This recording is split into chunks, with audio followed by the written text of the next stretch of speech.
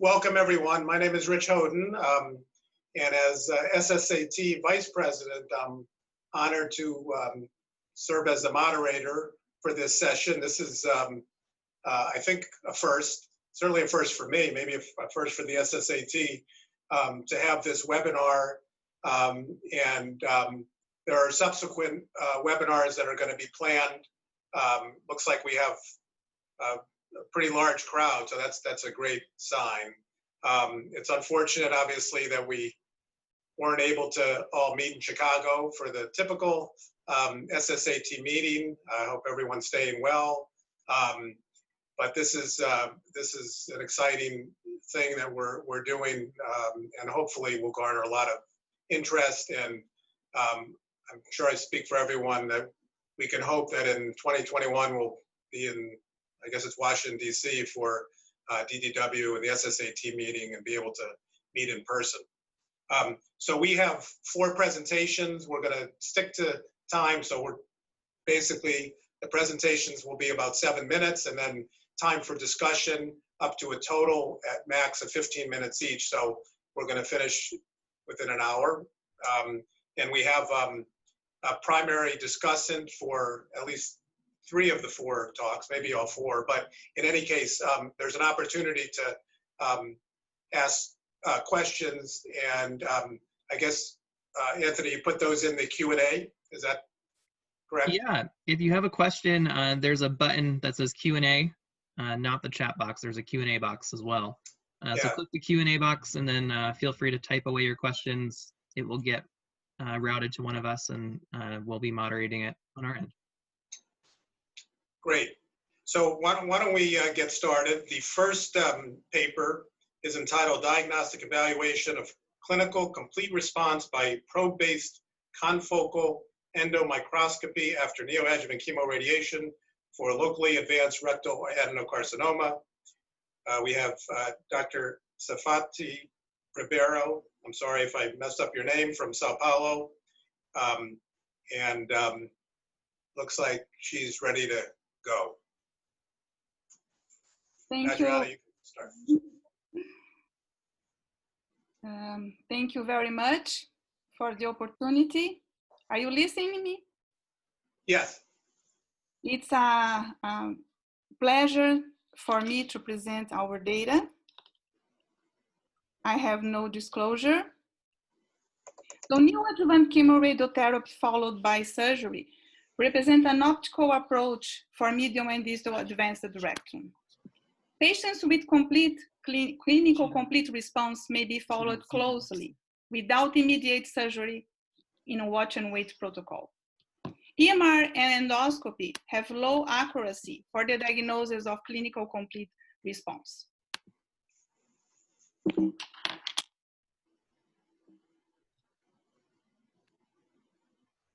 Probe-based confocal endomicroscopy, it's a real-time in vivo method that allows acquisition of optical biopsies of 1,000 times magnification, evaluating both cellular and vascular patterns.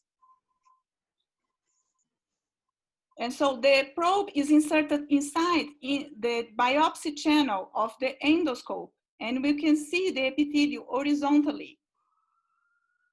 And you are able to see the crypts like flowers, like daisies, with dark goblet cells. So the normal mucosa, you see the round crypts with narrow vessels surrounding. On the other hand, adenocarcinoma is a disorganized villiform or lack of structure with dark, irregularly thickened epithelium plus dilated vessels. So our study is the role of PCNE in the evaluation of response of neoadjuvant chemoradiotherapy for local advanced hepatoadenocarcinoma. So we evaluated 47 patients with locally advanced rectal adenocarcinoma, T3 and T4 stage, or with positive lymph nodes, submitted to neoadjuvant chemoradiotherapy, and submitted to PCLE after 8 to 12 weeks after treatment. So PCLE guided tissue biopsies, and the images of PCLE were recorded and blinded compared to the histology of surgical specimens. So we evaluated vascular features as according to Canizaro classification, vessel enlargement, vessel tortuosity, leakage, and defective flow. Additional parameters in vessels, stroma, and epithelial features we also added to this study, and I will show in the next slides. So the vessels, like Canizaro classifications, a large vessel, tortuous vessel, fluorescein leakage, and defective flow. Also, we evaluated the vascular looping, the vessel crypt ratio. Here you can see the intravascular clot and the flow of blood cells. Also evaluate the stroma, if the stroma has a chicken skin with macrophage cells and if it's fibrotic. The presence of endothelial thickening and the regenerative epithelium. We evaluated also the epithelium, if it's irregular, if the presence of budding, back-to-back glands, and cribiform pattern. So 24 patients had advanced rectal tumor located medium rectum and 23 at distal rectum. 27 patients were men and the mean age was 62 years old. 37 patients had only partial response, visible on endoscopy, easily visible and on endoscopy. All of them confirmed by PCLE. 10 patients, or 21.3%, has good endoscopic response and negative pathology on biopsy after neoadjuvant chemotherapy.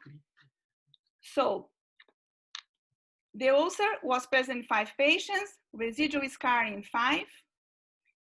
Those patients, EMR correctly diagnosed T-stage in 5, and PCLE correctly diagnosed in 8. There was no difference between malignancy and post-radiation effect concerning vascular, these features, enlargement, tortuosity, defective flow, endothelial thickening, looping, concerning the stroma, fibrotic or chicken skin, and dark crypts. This table shows vascular leakage, irregular crypts, and increased vessel crypt ratio were associated to the presence of tumor.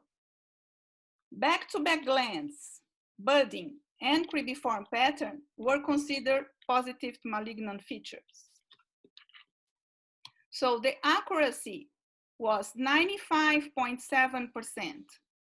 And we created a score combining features, vascular features and epithelial features. So patients with a score 0 and 1 point had a low chance of residual disease, while patients with 2 to 6 points had high chance of residual disease. So I'm going to show you the 10 cases. This is a male was in MRI T0 and 0. The endoscopy only shows a scar, and the confocal shows an absence of neoplasia. This patient is in watch and wait with no residual lesion for 3 years. This is another patient, This is another patient with T0 and 0. I'll show you this already. The T0 and 0, the endoscopy shows a scar and confocal also absence of neoplasia. Final pathological report was NU1, one lymph node of 23 dissected. This is another patient, considered a TZ and 0. The endoscopy shows only a scar, but the confocal demonstrated a residual neoplasia with irregular crypts, and also the vessel you're gonna see increased ratio, vessel crypt ratio. This patient recurred after 12 months, and the final pathology report was T2. This is a T3 patient, T3B and 0 female patient. Also endoscopy demonstrated a scar, and the confocal did not demonstrated a residual neoplasia, and the final report was T2 and 0. It's a female T3B and 0, endoscopy demonstrated an ulcer, and the confocal an absence of neoplasia, and the final report was PT0 and 0. Another patient, male, T2 and 0, the endoscopy demonstrated an ulcer, and the confocal endomicroscopy residual neoplasia, and was PT1 and 0. This is a patient that PCLE misdiagnosed. We consider a residual neoplasia. Also, the MRI was T3 and 0, but the final report was T0 and 0, with a patient with lac of mucin areas without neoplastic cells. This is a male T2, an endoscopy demonstrated an ulcer, and the PCLE demonstrated absence of neoplasia, and the final report was T0 and 0. This was a male T1 and 1.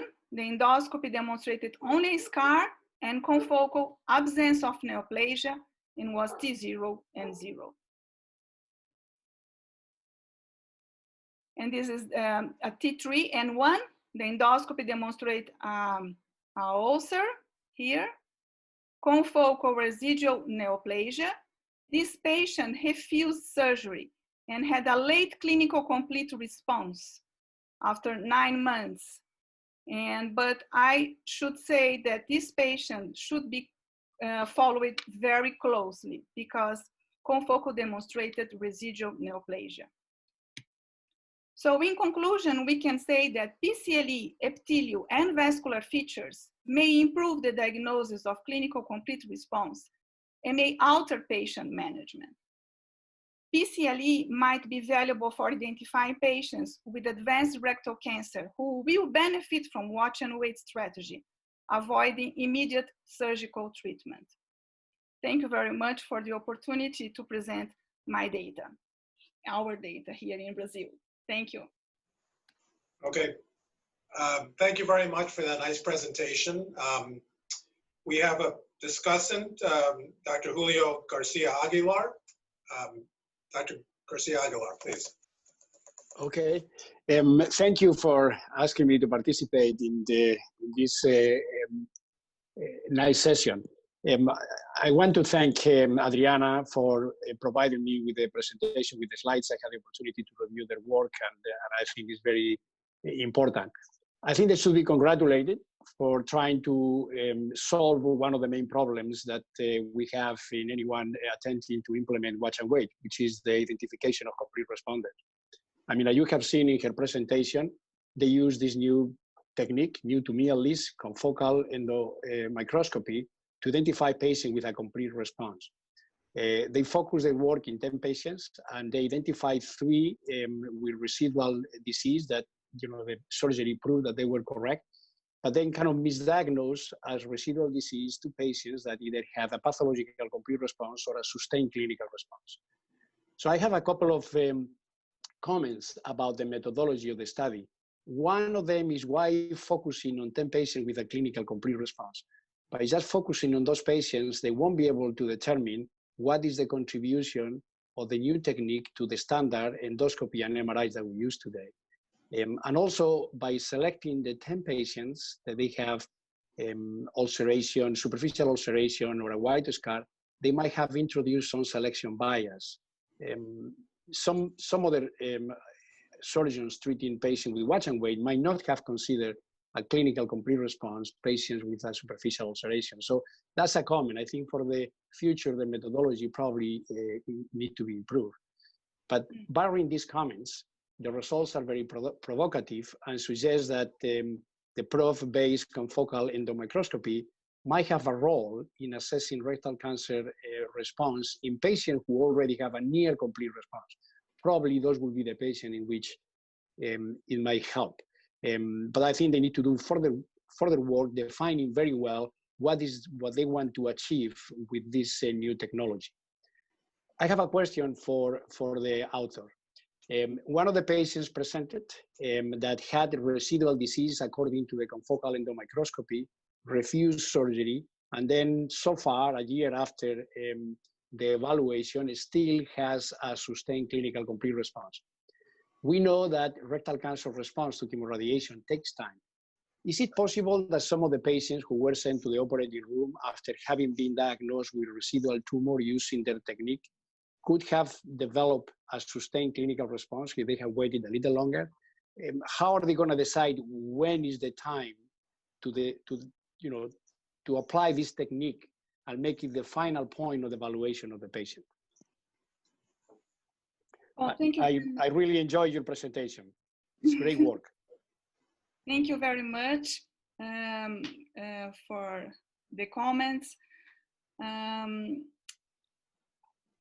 Concerning the patients with the ulcers, I think you were right, but the ulcers were very small, and the histology after biopsy was negative.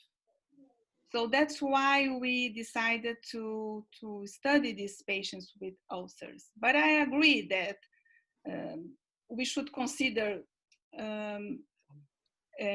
patients with a scar, only with a scar. But sometimes a small ulcer, we should consider as a clinical complete response. Concerning your question about how many weeks after we should evaluate these patients. So usually we evaluate after 8 to 12 weeks. But this patient, this last one patient had a clinical complete response, a late clinical complete response. So that's why sometimes with a small ulcer, you should follow this patient, because when we said to him, "Oh, you need surgery," he refused the surgery. But late, he developed a completely clinical complete response. It's amazing. The endoscopy shows a scar now. And also the biopsy confirms this, and the MRI also is negative. So, but I still believe that we should follow this patient very close, because the confocal demonstrate some residual lesion at the time we did the endoscopy. So I don't know if you want to add something. We had a couple of questions. We're going to be running short on time, so just very quickly, if you could, a question about whether fibrosis interferes with the technique, and also about the value of the technique for sort of deeper tissues, lymph nodes. It's not, it doesn't work for the lymph nodes, because the depth of the probe only achieves like 550 to 60 micron. So we cannot see the lymph nodes. So that's why in my results, and when I discussed the study, you cannot avoid doing MRI. It's a complementary method. So you just add the confocal endomicroscopy. About the fibrosis, yes, it sometimes interferes with the procedure, the examination, but we try, all around the lesion, and we are able to see very well. Okay, I think in the interest of time, we should move on. Thank you for a very nice presentation. Thank you very much for the opportunity. Thank you. You don't hear them, but people are clapping. Okay, so I think we're going to move on to paper number 2. The title is "The Influence of Intraoperative Blood Loss on Fistula Development Following Pancreatoduodenectomy." And this is a paper out of University of Pennsylvania, will be presented by Max Trudeau. And I should say that Max apparently is pre-med, and I believe entering UConn Med School next year. So congratulations, and we'll try not to, we usually beat down on surgeons, but we'll try not to do that. Max. Unmute yourself.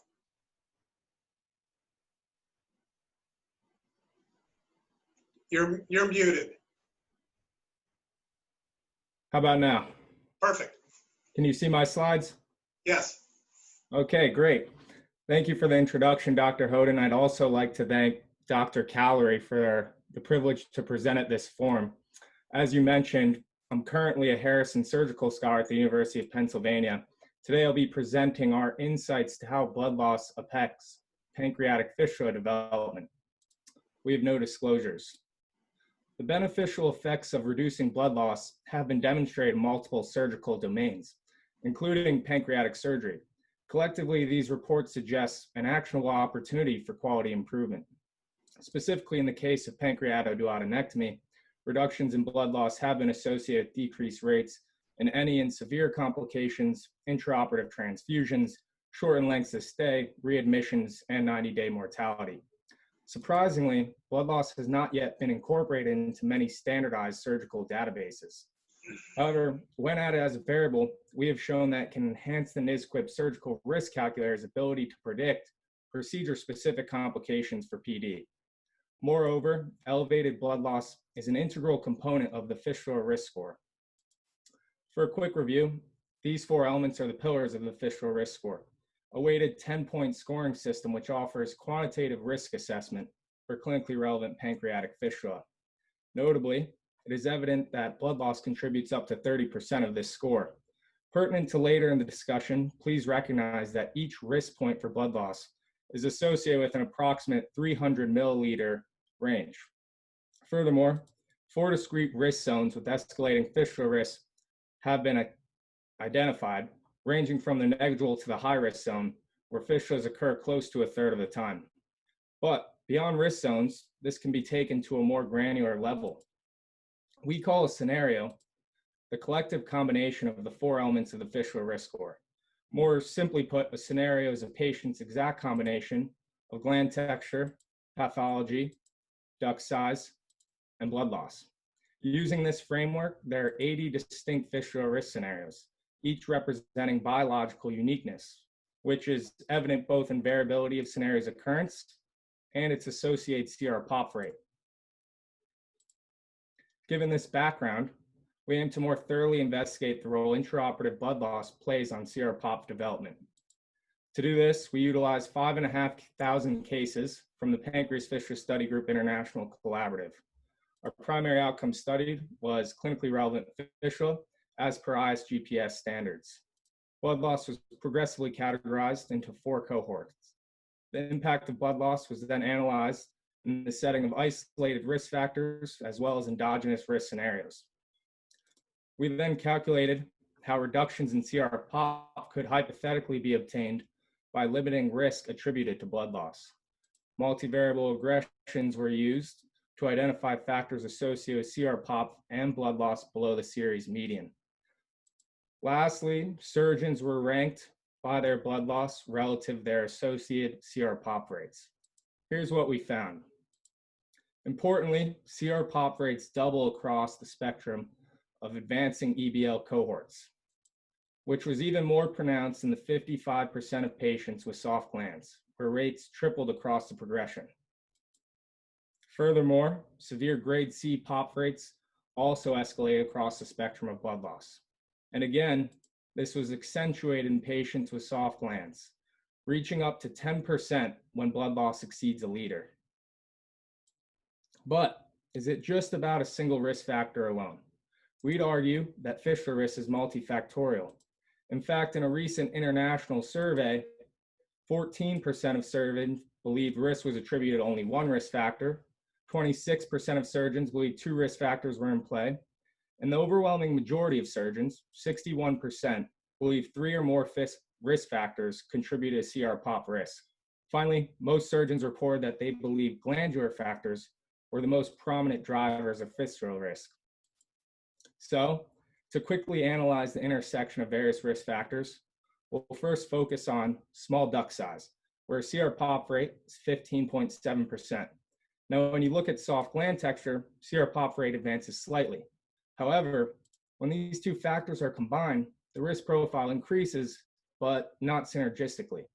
Furthermore, when risky pathology is in play, CR-POPF rate is further increased. Now, when you add the fourth factor, namely blood loss, you've more than doubled your original appraisal of risk. This fistula risk pyramid offers insight to the biological interplay of risk and underscores the importance of considering collective risk and accurately predicting CR-POPF. So switching gears, let's get back to the concept of risk scenarios. We suggest the concept of endogenous risk, composed of the 3 FRS risk elements specifically associated with the pancreatic gland. If you think about it like that, the previous 80 scenarios can now be consolidated into 20 distinct combinations of these 3 elements. These particular constructs form the backbone for our next analysis, where the added layer involving blood loss can be scrutinized.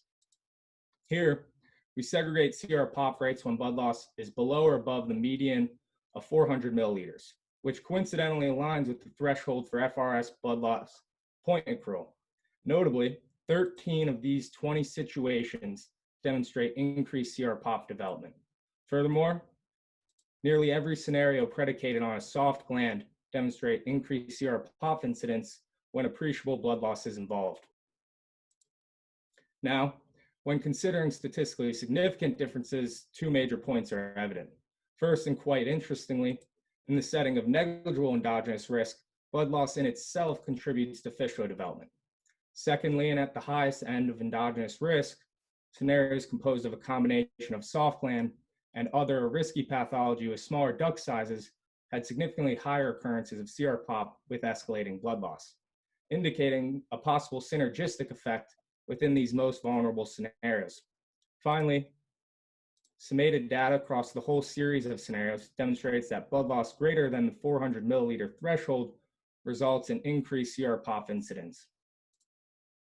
Following the previous analyses, we wanted to calculate hypothetical reductions of CR-POPF that could possibly be obtained with limiting blood loss. This projects that significant reductions in CR-POPF can be obtained with 1, 2, and 3-point deductions in FRS points attributed to blood loss, reaching a potential 20% improvement. This is especially pronounced in the cohort of high-risk patients who might afford up to a 31% abrogation when blood loss can be curtailed. To further substantiate the relationship between blood loss and fistula, a multivariable regression was employed. Notably, along with typical glandular features and other detrimental management approaches that we have previously reported, blood loss demonstrates a dose-dependent relationship. Furthermore, we found that increasing surgeon experience was independently associated with decreased CR-POPF occurrence. Next, we analyzed factors associated with blood loss below 400 milliliters. Again, surgeon experience appeared to be impactful, indicating that blood loss reducing blood loss may be controllable. However, and counterintuitively, more experienced surgeons were associated with greater blood loss. Finally, when analyzing individual surgeons' blood loss and their associated CR-POPF rates, increasing median blood loss was associated with an escalating CR-POPF trajectory. Specifically, surgeons in the lowest quartile cohort of median blood loss had significantly lower CR-POPF rate of 7.9% compared to surgeons in the interquartile range cohort at 14.1% and less than half of the upper quartile cohort at 18.8%. In a quick review, blood loss independently contributes significant risk to CR-POPF development and its burden, particularly in the more biologically vulnerable scenarios. Substantial reductions in CR-POPF occurrence are projected by minimizing blood loss. Unlike well-recognized mutable inherent risk factors for CR-POPF, EBL appears to be an actual target for improvement. Future studies should be directed towards investigating the mechanistic effects governing the interplay between blood loss and CR-POPF. In conclusion, these data advocate for limiting intraoperative blood loss to ensure endogenous risk for CR-POPF is not further accentuated. I'd like to thank each of the members of the Pancreas Fistula Study Group who contributed to this project. We are indebted to our collaborative group whose tireless work has allowed for many of our studies on fistula. I'd also like to thank the chair of the Department of Surgery at the University of Pennsylvania, Dr. DiMatteo, as well as my mentor, Dr. Vollmer, for allowing me to study as a Harrison Scholar and conduct this study. Thank you. I'd be pleased to entertain your questions. Max, that was great presentation. I guess one quick question, which I suppose your data answers. Maybe I just don't quite understand the how to analyze this. But can you address how much is blood loss versus surgeon? In other words, well, I mean, I guess that's the sort of bottom line. Is this something that is more of a surrogate for good surgeon versus, not such a good surgeon, or is it specifically about the blood loss? So that's a great question, especially considering that both blood loss and surgeon experience appear to be impactful with CR-POP in the multivariable regression. I guess the answer would be a little bit of both. This slide actually demonstrates, very importantly, that younger surgeons are greater impacted by the blood loss, and it results in higher rates of fistula occurrence. But you also see that more skilled and more practiced surgeons, although they have lower CR-POP rates in comparison, they're still impacted by blood loss. So I'd say that surgeon experience can reduce CR-POP occurrence, and blood loss is still important, but for more practice or technically skilled surgeons, blood loss might not be as impactful. That's great. Let's see. I think we have maybe one more question. Dr. House asks, he congratulated you and is asking, did perioperative blood transfusion requirements alter your model independent of the blood loss?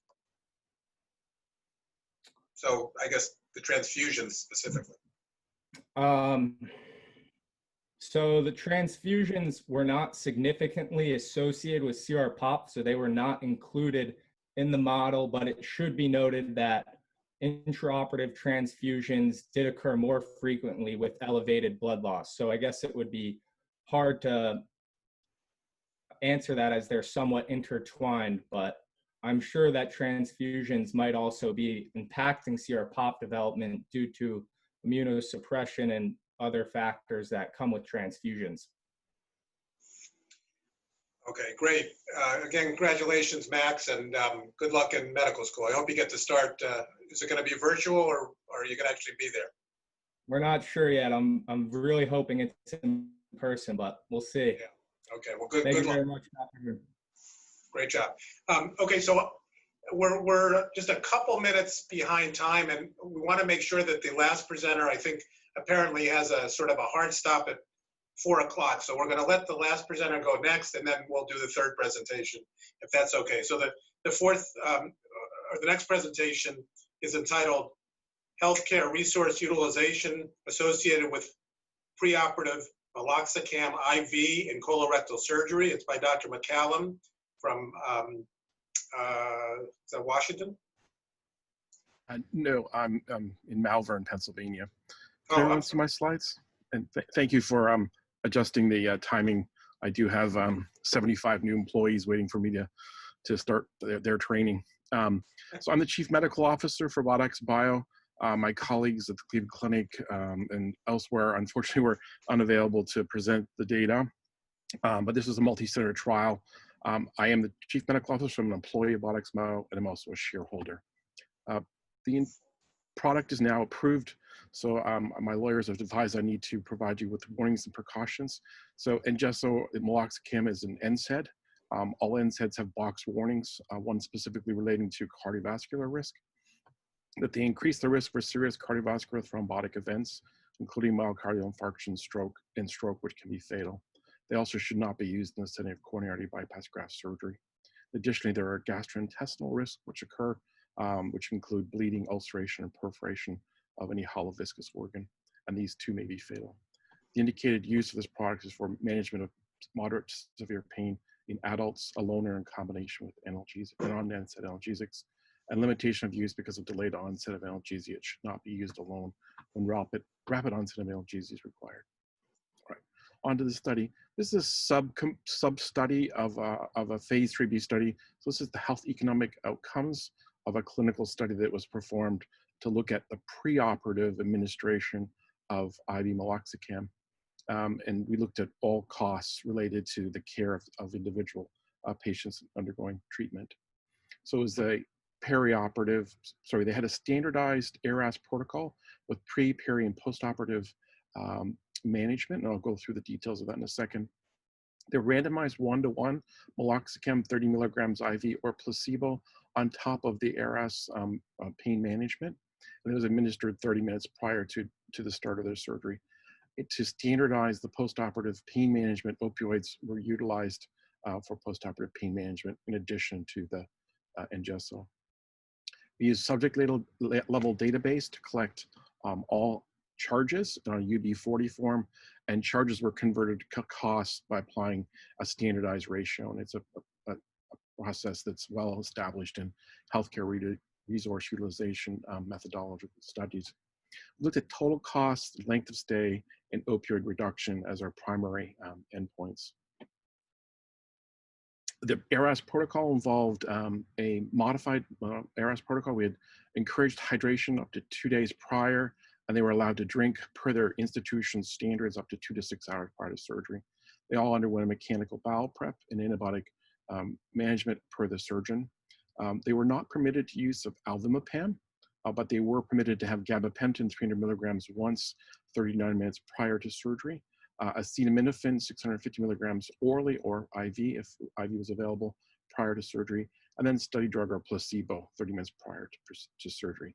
They had standard management for anxiety. It was all general anesthesia, no epidurals or blocks were permitted due to the variability across institutions. Again, as we previously stated, IV management of opioids for pain.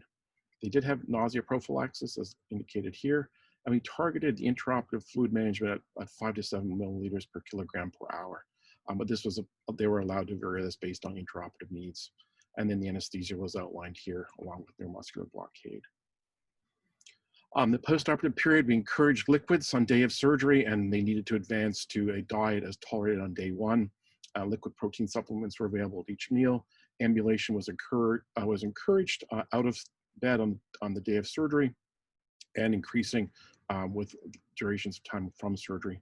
And again, the analgesia protocol, they had around the clock acetaminophen 650 milligrams every 8 hours until 24 hours after the last dose. So there was an NSAID plus acetaminophen on board, or placebo plus acetaminophen on board, on top of morphine analgesia for their residual pain. And the rest of their management is listed here. Again, no alvimipam or chewing gum were permitted, and we encouraged all catheters and drains to be removed on day 1. This is the disposition demographics of the study participants. Average age was in the high 50s to early 60s, with approximately 30 to 40% of the patients being over 65 years of age. And a greater proportion of the patients were male. And this is the race breakdown and their BMI breakdown. So well distributed and equally across groups. Majority of subjects had colon cancer or diverticular disease, followed by intestinal polyps or Crohn's disease. And again, the majority of subjects had laparoscopic surgery or conversion from lap to open, with a minority having a planned open procedure. And we did stratify our statistical evaluation based on the procedure type. Looking at opioid utilization, so the study was intended to have, it did have a 50 patient evaluation for sample size readjustment. And at the point in time when we had 50 subjects enrolled, the data management team came back and said, we suggest you stop the study because you've met you've met 2 of the primary endpoints. One would being reduction in overall opioid use, so 35% reduction in opioid use from the time of starting medication to the end of their care. Obviously, you can see here there was a slightly less reduction on day 1, but day 2 had a 49% reduction in opioid use. And overall, there was significant reductions just on day 1 and for the total period. The 50 subject patient number was selected to give us an estimate of the effect, but we were surprised that it resulted in statistically significant reductions in opioid consumption, and I'll show you later its impact on length of stay as well. So overall, the rates of AEs in the IV meloxicam treated group were lower than they were in the placebo group. Rates of vomiting were approximately equivalent. Nausea was lower at 33% versus 51%. And most importantly, the reasoning behind, or the benefits here are they had earlier bowel sounds, earlier flatus, and they had earlier bowel movements, and lower rates of postoperative ileus and lower rates of constipation. And this translated into an overall reduction of 1 day in terms of length of stay. So 4.37 for the placebo group and 3.37 for the meloxicam group. When total costs were compared, the two groups were comparable, and it was $23,115 versus $22,682. But when you remove the top, so the 1% or the 99th percentile, there was an overall reduction in total cost for the meloxicam group versus the placebo. This did not reach statistical significance, and probably most likely based on the small sample size. And one of the larger drivers here was the cost for hospital room stays. And with the shortened hospital stay by 1 day, this is predominantly driving this difference in cost. And this did reach statistical significance. So overall, this sub-study demonstrated that the preoperative administration of IV meloxicam was safe, and that's part of a different abstract that we're presenting at another meeting. But the subjects overall had reductions in their health resource utilization. And this analysis also showed that the predominant factor that drove this reduction was the opioid use and the overall rates of opioid-related adverse events. So this is the key component that drove all of the other elements in this study. And we believe based on the study design and the analysis, this was driven by the use of an IV NSAID in one arm and not in the other. That's the end of my presentation. Great, thank you very much.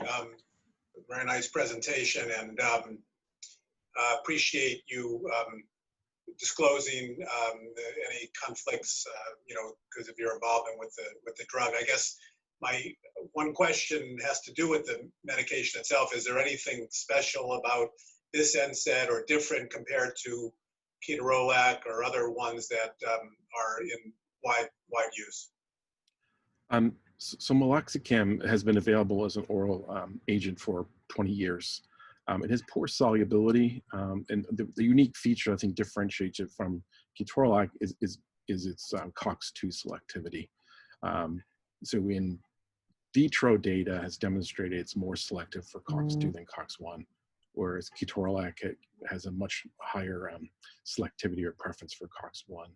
And so we don't have the same sort of attributes that the ketorolac has. Head-to-head comparisons have been done in other systems, but I don't believe in this sort of study design. So overall, we're more COX-2 selective than they are. Right. Okay. I don't see any other questions online. So thank you very much for a very nice presentation and clear results. Thank you for coming to my time. Sure. So I think we should move on to the final presentation. The title of this is The Role of Transdiaphragmatic Pressure Gradient in the Pathophysiology of Height Reflux in Individuals with Increased TGP, that's Transdiaphragmatic Pressure Gradient. And the presenter is Dr. Del Grande.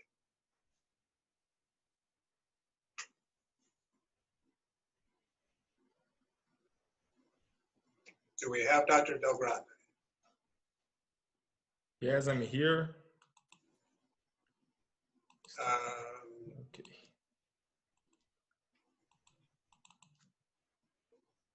Okay, here we go. Yep. If you can. Okay. Yep, perfect. Good afternoon. My name is Leonardo Del Grande. I'm from Federal University of São Paulo, Brazil, and I will present to you our study called The Role of Transdiaphragmatic Gradient Pressure in Pathophysiology of Proximal Reflux. We don't have a conflict of interest. So several studies have shown the importance of transdiaphragmatic gradient pressure in the GERD pathophysiology. Obesity and COPD have high incidence of GERD, and this fact is linked with an increased TGP.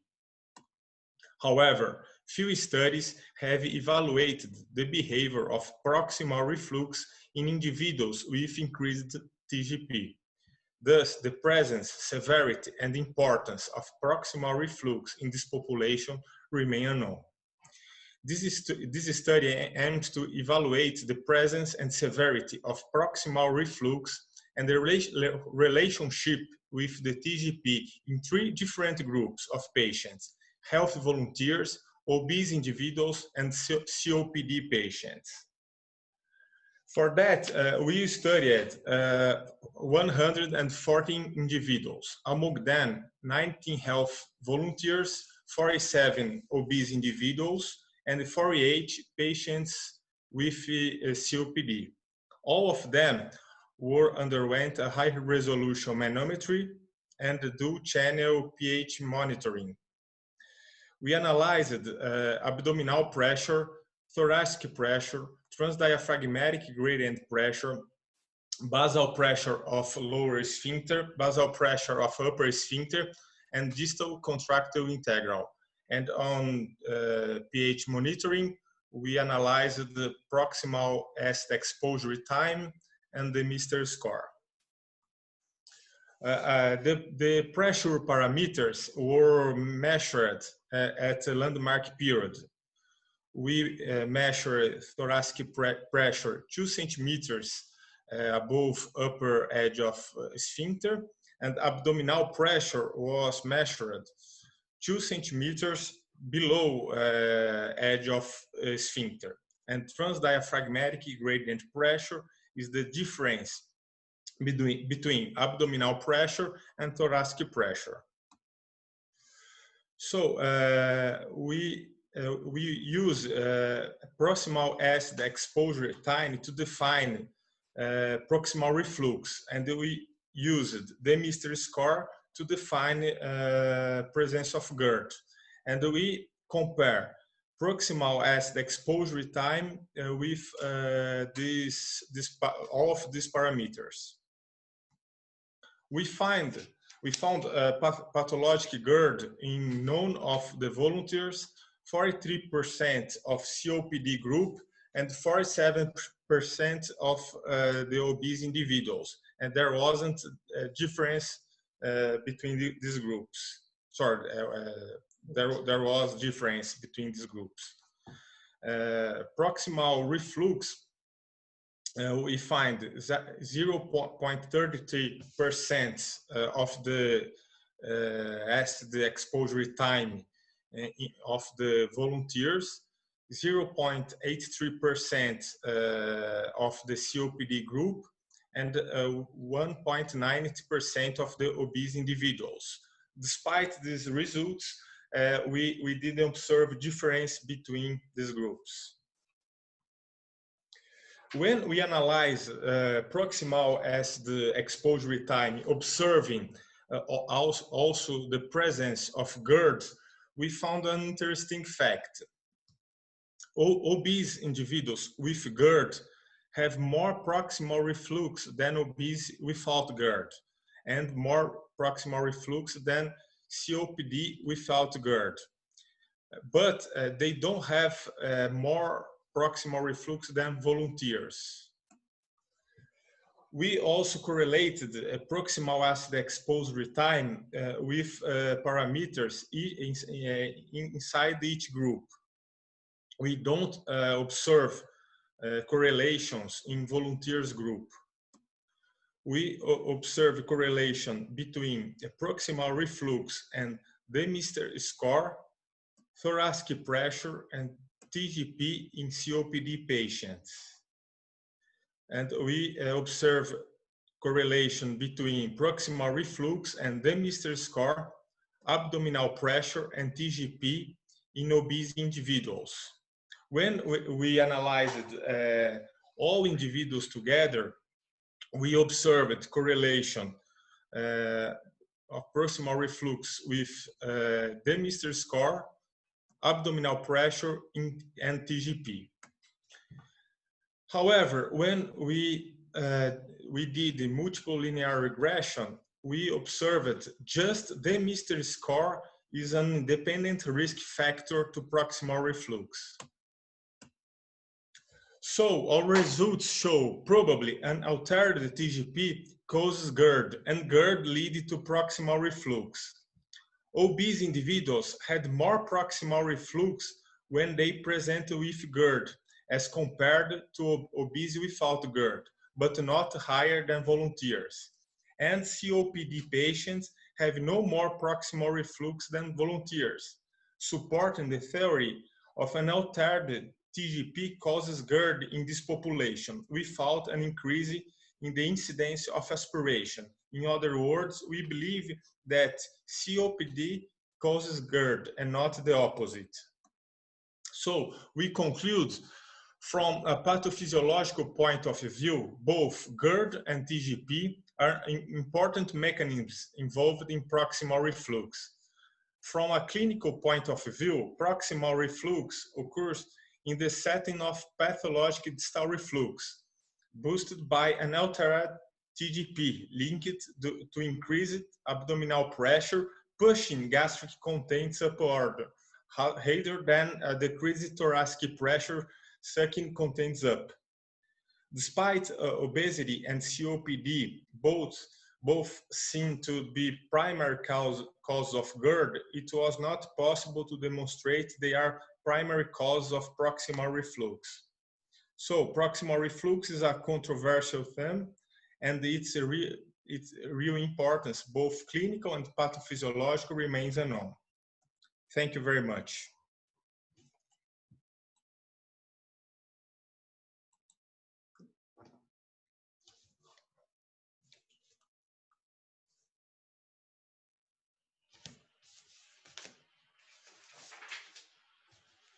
Anthony, you're going to give me my video back?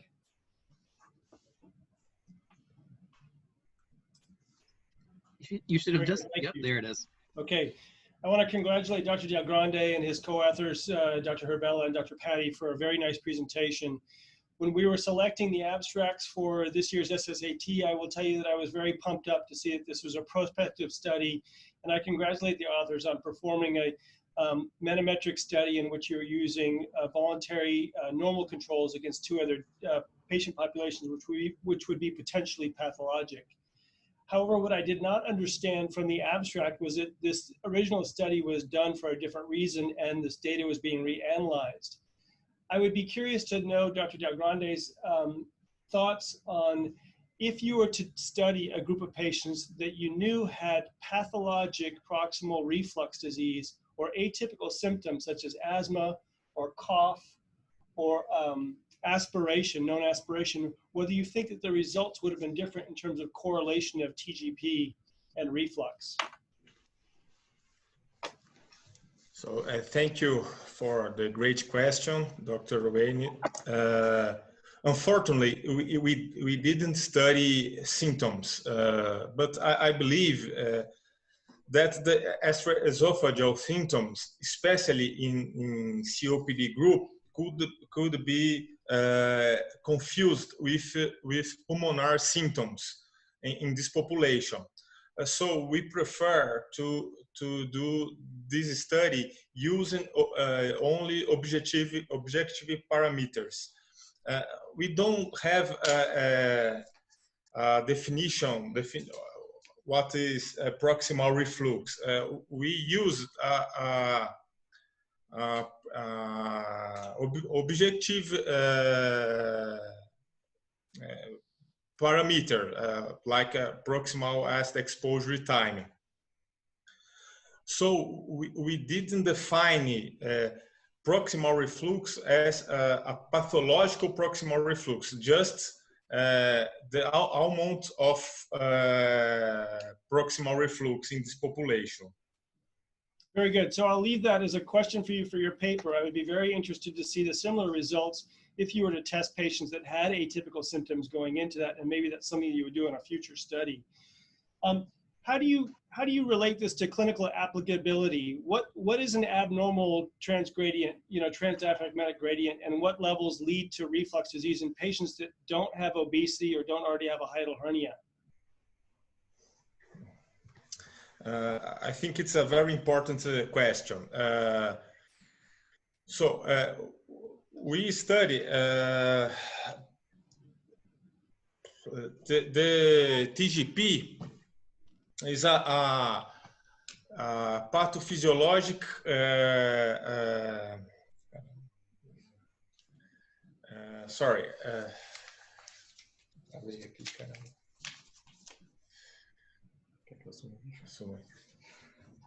May I answer that? I'm the PI for that, Dr. Bella. Hello, how are you? Very, very good question. The big problem is we don't have a clear definition for what's normal in most parameters here. So what's proximal reflux? There is not a well-defined threshold for that. That's why we don't use a threshold, we just measure the correlation. Second question is, what's a normal transdiaphragmatic gradient pressure? We have our values based on normals, but we don't know exactly what's normal. So it's very easy to deal with that in patients that we suppose we have an altered TGP, like in obesity or in COPD. But how about in patients that are not obese and patients that do not have pulmonary diseases? How can we handle this? How can we try to act on TGP and decrease proximal reflux? That's a question that we probably do not have the answer, just because we do not have the notion what's normal on that. So far, we unfortunately do not have a good question, a good answer to our question, unfortunately. Thank you. And the last point I wanted to make was that in your conclusion, you mentioned that you feel that it's COPD that's causing GERD and not GERD causing COPD. And I want to push back a little bit on that. Is it possible that it's true that in your population, but if you were to study different populations, that GERD could be causing COPD? In my population, the group of patients you study with COPD, you didn't mention whether they were obese or had hiatal hernia, but in my population, those patients with COPD, very common for them to be obese, very common for them to have a coexisting hiatal hernia. So if you were to study those things, would you really find out that there's a relationship in both directions?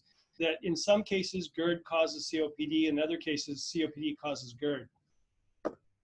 Yes, I think in this specific group, this group is performed for COPD from the smokers patients. And we didn't find a great number of hernias in this group. That's all my questions. Thank you, Dr. Hudden. Thank you very much. Hofstetter, and thanks to all the presenters. I think this was a pretty successful session. I may not have seen the peak, but we got up, I think, near 100 participants at one point. Just a couple of points before we sign off. This is a presidential plenary session. I think Dr. Callery was getting to operate this afternoon and couldn't be with us, so he'll probably make another of the sessions in the future. And we are planning other similar webinars in June. At least you'll be hearing about them. Tentatively, we're looking at, I think, Wednesdays at either 3 p.m. or 7 p.m. We may try 2 different times to see, that's Eastern time, to see what works best. But probably all 4 Wednesdays in June, right now, I think we're looking at having sessions, hour-long sessions of presentations. So again, I want to thank all of the presenters and participants, and wish everyone well, and stay healthy, and see you soon.